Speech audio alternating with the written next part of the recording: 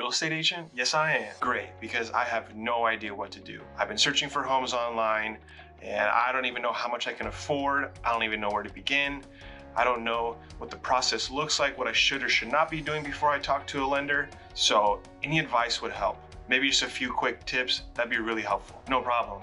There are a lot of things that you could be doing before you start your search, but here's some quick tips to help you figure out if you're on the right track. Tip number 1, paying off credit card debt is important to raising your purchasing power, which simply means the lower amount of debt you have, the more house you can afford. Tip number 2, saving up 3 to 6 months of expenses will help you feel confident in making your next few payments so that you don't feel like you're house poor. Tip number 3, don't buy any big credit card purchases 3 to 6 months before you start shopping for your home. You don't want to add any more debt and you don't want to affect your credit score. Tip number 4, plan on living in the property for at least 3+ years to cover all of your costs and your fees associated with purchasing that property. I really just don't know how much is like the average price of a home in Orange County or Los Angeles, and like what's the average monthly payments. I'm just nervous and I don't really know what the next steps are. Don't feel like you're missing out on buying a property. Most people in Southern California are between the ages of 30 and 39 years old with an average income of $85,000. More than half of them have a partner or are married.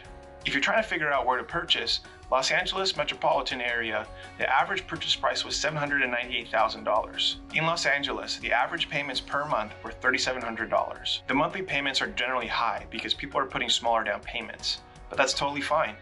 Getting into the market is what's important.